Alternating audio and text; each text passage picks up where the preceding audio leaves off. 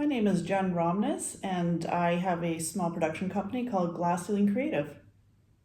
It's having its American premiere on Saturday at 4 p.m. at the LA Regal. So this is my very first film. I decided to go for a full feature rather than starting with a short. I began writing in around 2020, and this was one of the scripts that I was most excited about. I had a bunch of locations locally that I had sourced and actors I had in mind to play certain parts, and it's called Alterations. And it's a story about a single mom who doesn't get the help she needs to find her missing daughter. It's filmed in London, Ontario, Canada. I didn't really set a specific city as a location, so you could picture it in any small town across Canada or the US. Typically, what will happen with me is I'll ruminate about a story for quite some time, but then when I actually sit in front of my final draft software, it pretty much just flows out of me. And typically, I know that the story is going well when the writing is, in quotation marks, easy, because then I know I'm not forcing the story or putting in things that shouldn't be there or just entertaining but not serving the story. Like, I'm so glad that you brought up those earlier points about the subject matter is fairly dark, but there are moments of levity and humor in it, because that's life, right? I really wanted to have that in there as well. And I just know a story is working well when it comes together really well like that.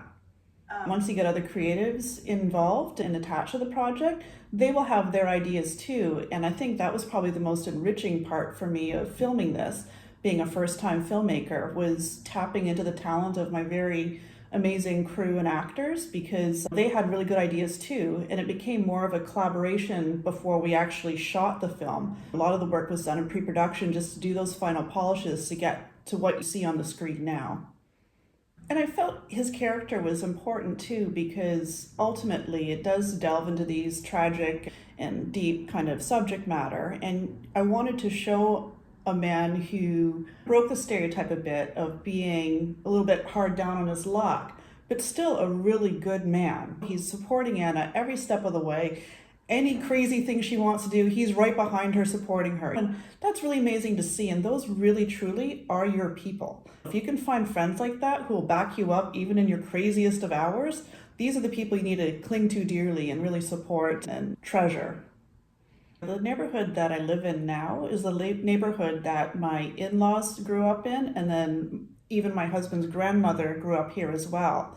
And it used to be like a really happening area, a very wealthy area with lots of stores and things like that. And just like a lot of cities across Canada and the US, it's struggling right now with an epidemic of drug use and homelessness. So I see it everywhere I look within my own neighborhood and community. And I wanted to show some people like that in a little bit more of a flattering light too. Yeah, that's important to me as well.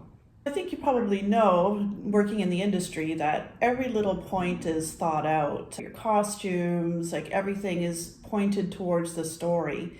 And even though I'm not a fashionista, luckily I could attach talent who were more into fashion.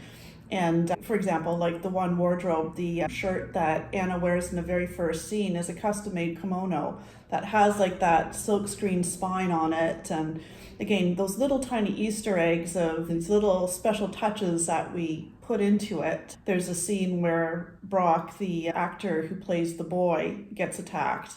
And in behind that, it's actually a beautiful pink scene of a mural of a puppy, right? So all these like little tiny Easter eggs are hidden throughout the whole film. And I think I see them because I planted them there intentionally. Everything was intentional with this film.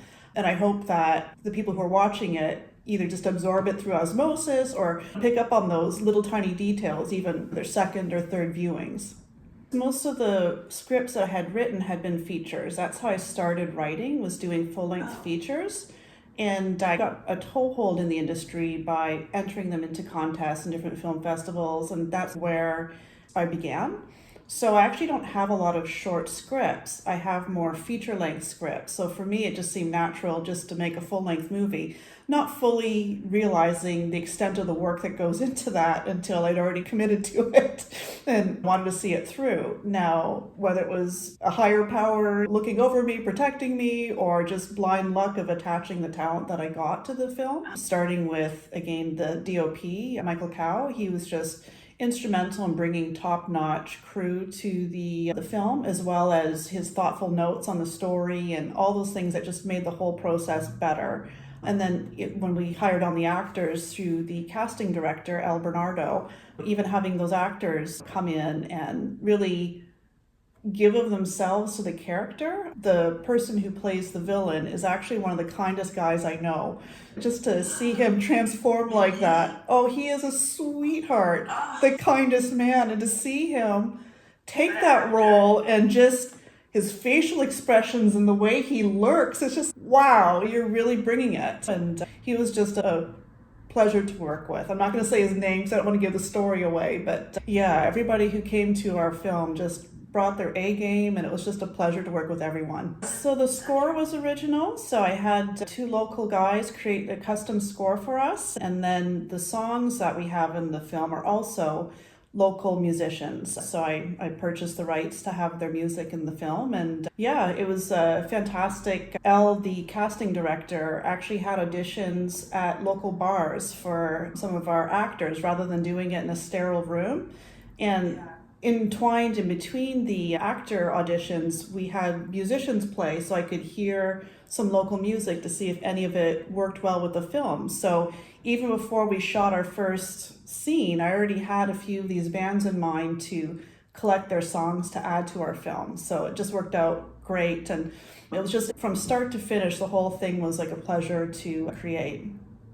I am a mother of two daughters, and I am a feminist myself, a soft feminist, and I just basically want to be able to tell stories that are realistic, that kind of show women's journeys that I feel is largely missing in an honest way in a lot of films that I see. Anything that I can do to further that along is definitely this last chapter of my life's goal, is to create these really strong female-led stories that really tell powerful messages of what women live through and go through in their daily lives. And part of it was pulled from my real life. As a writer, you're told to write what you know, right? Yes. So the very basic seed of the story of Alterations is a part of my own story where my mother went missing, and I felt that desperation of that Anna feels when her daughter goes missing and being unable to get the help that you need. But again, it's just so important to tell these stories because you want to make sure that if ever, and unfortunately it happens, if ever somebody you know is in a situation like this, you will believe them and support them, right? I just think that's what the most amazing thing you can do making films like this. So I can be reached if you look up Glass Ceiling Creative. I have a website and an Instagram. Again, at the very beginning of my film journey, so I'm still developing it. So please do give me a follow and a like and support female filmmakers on their journeys. I hope that in the near future, I'll have a landing spot for Alterations. That's where you'll find the information on where it ultimately ends up.